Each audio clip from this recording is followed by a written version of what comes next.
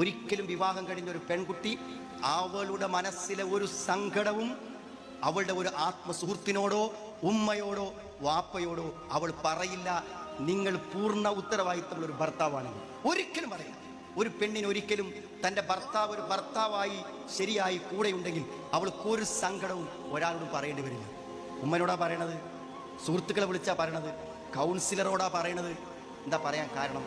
സങ്കടങ്ങൾ കേൾക്കാൻ പോലും ഒരു ജീവൻ നമ്മളോടൊപ്പം ജീവിച്ചിട്ടും, നമ്മുടെ അടുക്കളയിൽ തളർന്നധ്വാനിച്ചിട്ടും, നമ്മുടെ മക്കളെ നോക്കാൻ ജീവിതം മറഞ്ഞ് പണിപ്പെട്ടിട്ടും അവൾക്കൊരു പരിഗണന കൊടുക്കാൻ സമയമില്ല, അവളെ ഒന്ന് കേൾക്കാൻ സമയമില്ല, അവളെ ഒന്ന് തലോടാൻ സമയമില്ല, അവളോടൊന്ന് പുഞ്ചിരിക്കാൻ നേരമില്ല.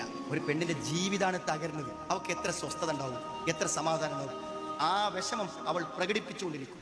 ആ പ്രകടിപ്പിക്കലാണ് അവളുടെ മാനസിക അസ്വസ്ഥങ്ങൾ, അതാണ് അവളുടെ ദേഷ്യം, അതാണ് ആ പൊട്ടിത്തെറി, അതാണ് ആ പ്രതികരണം.